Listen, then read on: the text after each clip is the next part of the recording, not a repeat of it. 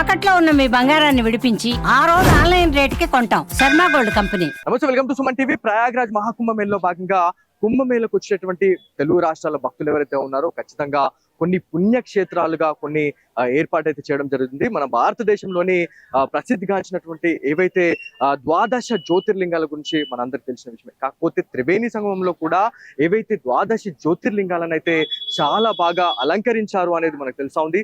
So లోపలికి వెళ్తే మనకి ప్రతిదీ కూడా అంటే ద్వాదశ జ్యోతిర్లింగాలని ఒకే దగ్గర కూడా మనం దర్శించుకునే ఏర్పాటు అయితే చేస్తున్నారు. ఇక్కడ ఒక్కొక్క శివలింగానికి అయితే ఒక్కొక్క ప్రత్యేకత అయితే ఉంది అని చెప్పేసి మనకు తెలుసా ఉంది. సో ఏదైతే రుద్రాక్షల గురించి మనం మాట్లాడుకోవాలా, శివలింగాలను అలంకరించడం వేరు, ఆ శివలింగాన్ని ఏదైతే రుద్రాక్షలతోనైతే అలంకరించడం చాలా గొప్పతనంగా మనం చెప్పుకోవాలి. ఎందుకంటే ఈ జ్యోతిర్లింగాల్లో ఏవైతే దీంట్లో వాడినటువంటి రుద్రాక్షలు ఏవైతే ఉన్నాయో దాదాపు 7.5 కోట్ల రుద్రాక్షలతోనైతే ఈ ద్వాదశ జ్యోతిర్లింగాలనైతే ఏర్పాటు చేశారు అని చెప్పేసి తెలుస్తా ఉంది. ఇక్కడికి చాలా వరకు కూడా ఏదైతే మనకి వివిధ రాష్ట్రాల నుంచి వచ్చినటువంటి భక్తులు ఈ త్రివేణి సంగమంలో కొన్ని ముఖ్య పుణ్యక్షేత్రాలుగా ఏర్పాటు చేసిన ఏవైతే కొన్ని అఖాడాలు ఏవైతే ఉన్నాయో వారి అఖాడాల్లో ఇట్లాంటి ఏవైతే శివలింగాల్ని కావచ్చు, వాళ్ళు ఆరాధించే దైవత మూర్తులకు సంబంధించినటువంటి విగ్రహాలను అయితే ఏర్పాటు చేసి భక్తులు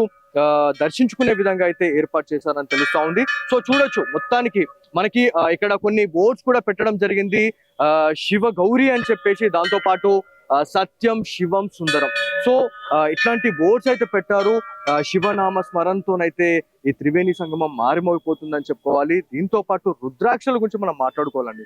సో రుద్రాక్షలకి మన సనాతన ధర్మంలో, హైందవ ధర్మంలో హిందువులు అతి పవిత్రంగా ఈ రుద్రాక్ష గురించి అయితే మనం మాట్లాడుకుంటా ఉంటాము. రుద్రాక్షని ఆ బోలా శంకరుని అవతారంగా మనం చూస్తూ ఉంటాం. సో ఏదైతే మనం ఈ రుద్రాక్ష గురించి మనం మాట్లాడుకుంటే శివుని అక్షాల నుంచి జాలు వారినటువంటి బిందువులు ఏవైతే ఉన్నాయో భూమి మీదకి వచ్చి పడిన తర్వాత అవి విత్తనాలుగా అంటే మనకి వృక్షాలుగా మారిన తర్వాత ఆ వృక్షాలకైనటువంటి కాయలు ఏవైతే ఉన్నాయో ఇవే ఈ రుద్రాక్షలు అని చెప్తా ఉన్నారు. ఈ రుద్రాక్షలకైతే చాలా మహిమ ఉంది.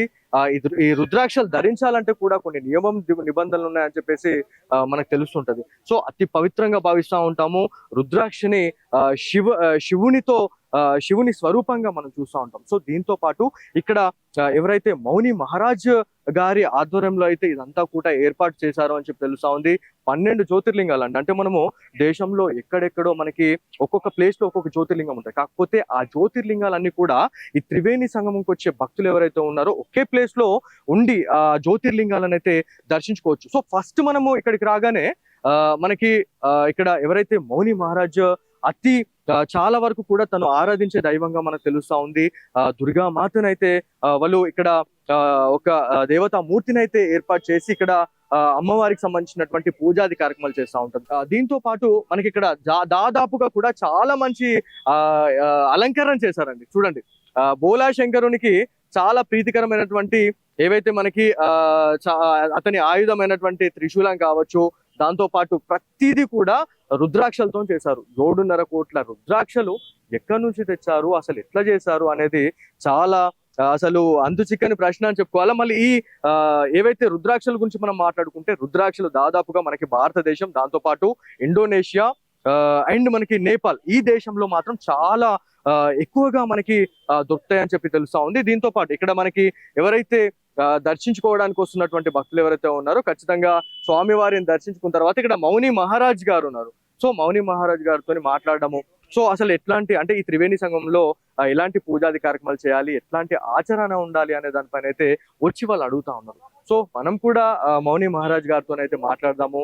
ఏంటి ఈ విశిష్టత ఏంటి, అంటే 12 జ్యోతిర్లింగాలు ఇక్కడ పెట్టడానికి గల కారణం ఏంటి, అసలు కనివిని ఎరగని రీతిలో అసలు ఇప్పటి వరకు జరిగినటువంటి కుంభమేళలు ఏవైతే ఉన్నాయో, పూర్ణ కుంభమేళలు కావచ్చు, అర్ధ కుంభమేళల్లో ఎప్పుడు కూడా ఇంత ఘనంగా ఇంత పెద్ద స్థాయిలో ఈ రుద్రాక్షలతోనైతే ఈ శివలింగాల్ని ఏర్పాటు చేయాలి. కాకపోతే ఇది ఫస్ట్ టైం అని చెప్తా ఉన్నారు. సో అసలు ఎట్లా థాట్ వచ్చింది, అసలు లోక కళ్యాణార్థం అసలు ఏం చేయాలనుకుంటున్నారు అనే దానిపైన మౌని మహారాజ్ గారితో మనం మాట్లాడే ప్రయత్నం చేద్దాం. మహారాజ్, आप बोलिए, आप किधर से आए हो, आप किधर रहते हैं? परम सेवाश्रम बाबू सकरा गौरीगंज जनपद अमेठी अवध उत्तर प्रदेश।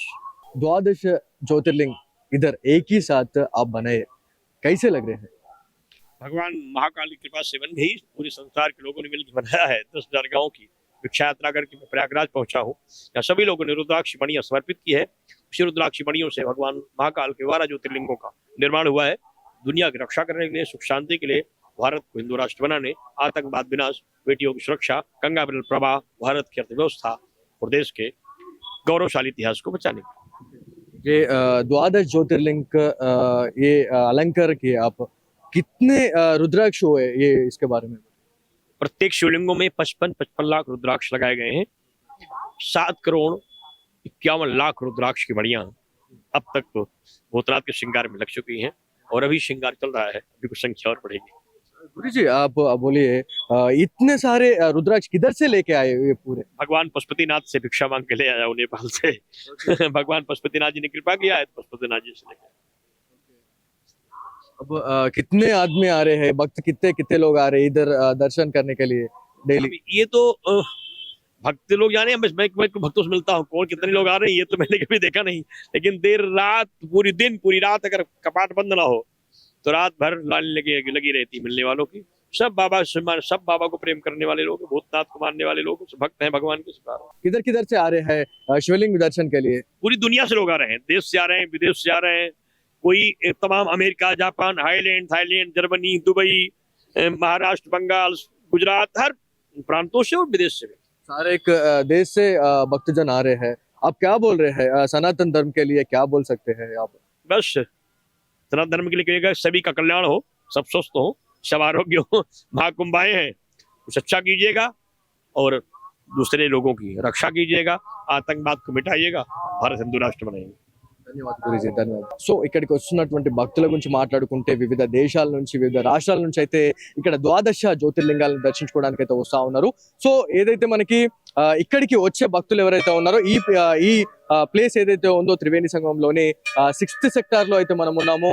సో ఇక్కడ నాగవాసుకి టెంపుల్ కి ఆపోజిట్ లోనే ఇక్కడ జ్యోతిర్లింగాలకు సంబంధించి చాలా మంచి అలంకరణ అయితే చేయడం జరిగింది. సో ఎవరైతే భక్తులు వస్తున్న వారు ఎవరైతే ఉన్నారో ఖచ్చితంగా ఈ పుణ్య దర్శనాన్ని అయితే చేసుకోండి. సో ఇది వీళ్ళ సుమన్ టీవీ స్పెషల్ స్టోరీస్.